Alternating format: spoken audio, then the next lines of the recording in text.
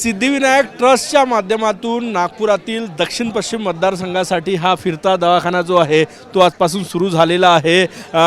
Gangadharrao Fadnavis memorial foundation आहे, त्यांच्यामार्फत हा दवाखाना जो आहे तो उपमुख्यमंत्री देवेंद्र फडणवीस यांच्या नागपूर दक्षिण पश्चिम मतदारसंघात जो आहे तो या ठिकाणी फिरणार आहे, उपचार करणार आहे।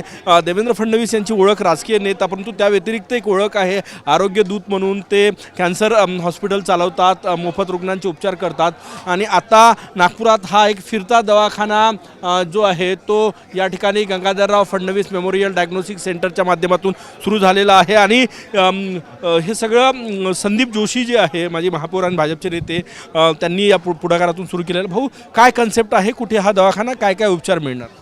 अनेकदा स्लममधील व्यक्तींना एक तर हातावरचं पोट असतं, त्याच्यामुळे जायला वेळ नसतो, त्याच्यामुळे काहीतरी मेडिसिन्स ते घेऊन घेतात किंवा बिना मेडिसिन्सचे राहतात। आणि त्यामुळे दक्षिण पश्चिम नागपुरात पहिल्यांदा पायलट प्रोजेक्ट म्हणून आपण हा दवाखाना सुरू करतो आहे। दक्षिण पश्चिम नागपुरातील 12 मोठ्या स्लम्समध्ये रोज सकाळी 8 ते 4 एवढ्या वेळामध्ये हा दवाखाना त्या ठिकाणी राहणार आहे।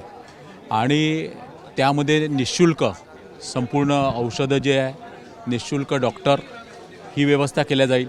त्याच्यामध्ये त्या वस्तीमध्ये ज्या ठिकाणी समजा कॅटरॅक्टचं ऑपरेशन करायचं असेल ते निःशुल्क होईल, तर कॅटरॅक्टपासून तर हार्टच्या ऑपरेशन्सपर्यंतचे निःशुल्क ऑपरेशन्स या डायग्नोस्टिक सेंटरच्या माध्यमातून श्री सिद्धिविनायक सेवा फाउंडेशनच्या माध्यमातून आम्ही करतो आहे। नक्कीच 12 वेगवेगळ्या स्लममध्ये, झोपडपट्टी भागामध्ये हा फिरता दवाखाना फिरणार आहे आणि रुग्णांचा उपचार जो आहे तो या ठिकाणी केला जाणार आहे। आपण हे दृश्य या ठिकाणी बघू शकतो।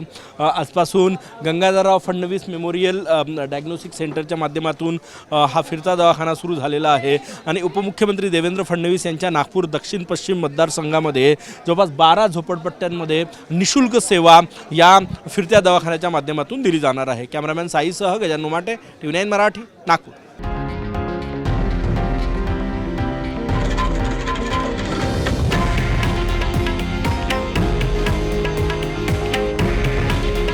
हे आहे देशातील नंबर 1 न्यूज नेटवर्क आणि आपण पाहत आहात TV9 मराठी।